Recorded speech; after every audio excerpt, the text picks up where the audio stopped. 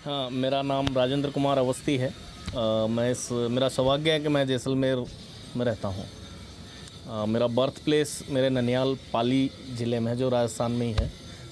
राजस्थान का जो दक्षिण क्षेत्र जो है उससे लगता हुआ, वो जोधपुर से नज़दीकी है। बट मेरा पालन पोषण, मेरी पढ़ाई लिखाई सब कुछ जैसलमेर में ही हुई है। हम लोग यहीं रहते हैं, हमारा मकान यहीं पे है जैसलमेर में।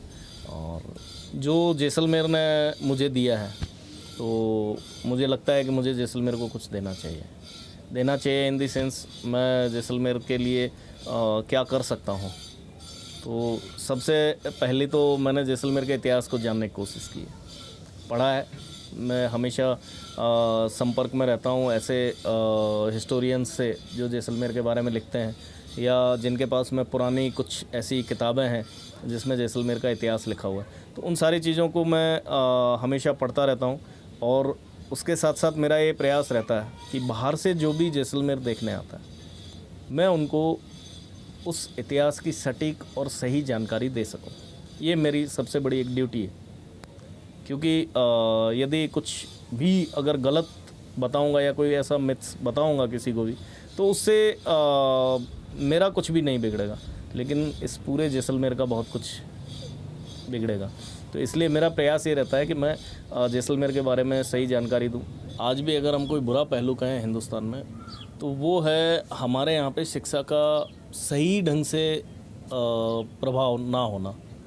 क्योंकि गवर्नमेंट डिक्लेयर करती है, स्टेटिस्टिक्स निकालती है कि ये रेशियो में यहाँ पे इस स्टेट में इतना हो गया एजुकेशन का, वहाँ पे ऐसा हो गया, वहाँ पे ऐसा हो गया।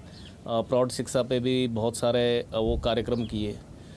फिर बालिका शिक्षा पे फिर एक वो सर्व शिक्षा अभियान निकाला।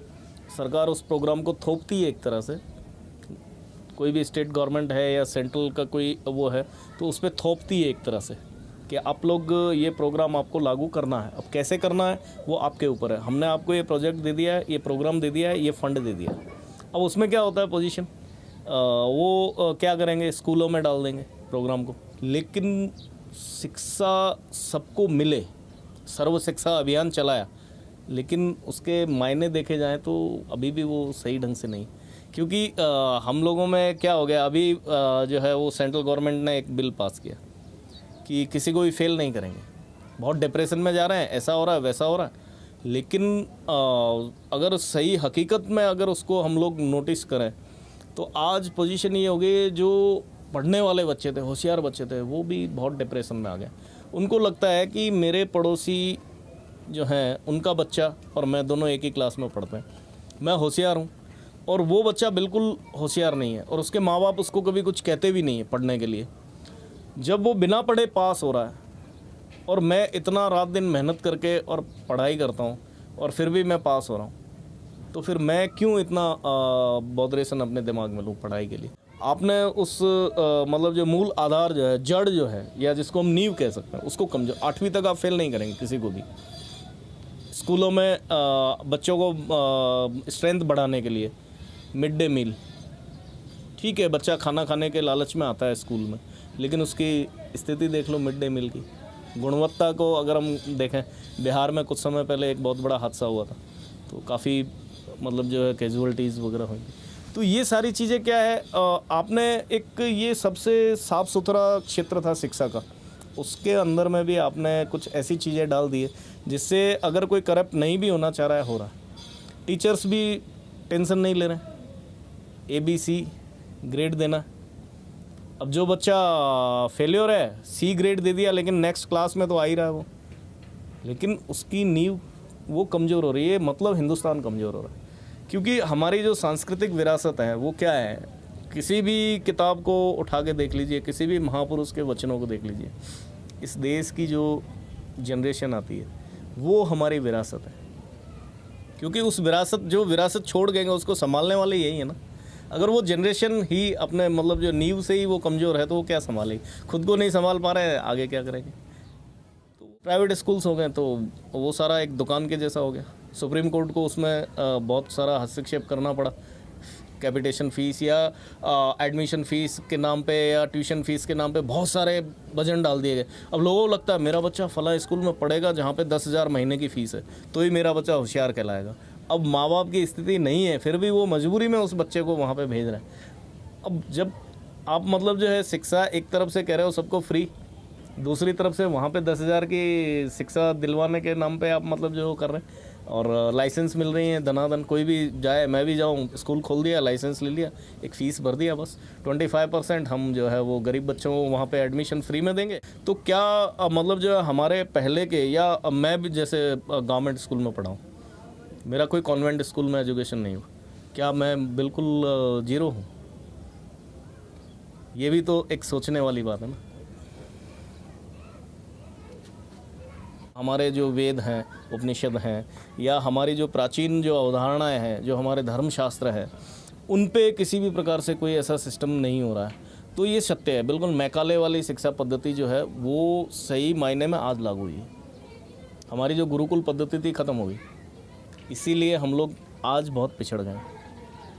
किसी भी तरह से अगर आप देखें, हमारा एंशियंट जो हिस्ट्री है उसको अगर देखें तो क्या हम विज्ञानी नहीं थे, या हमारे ऋषि मुनि जो हैं वो ज्ञाता नहीं थे?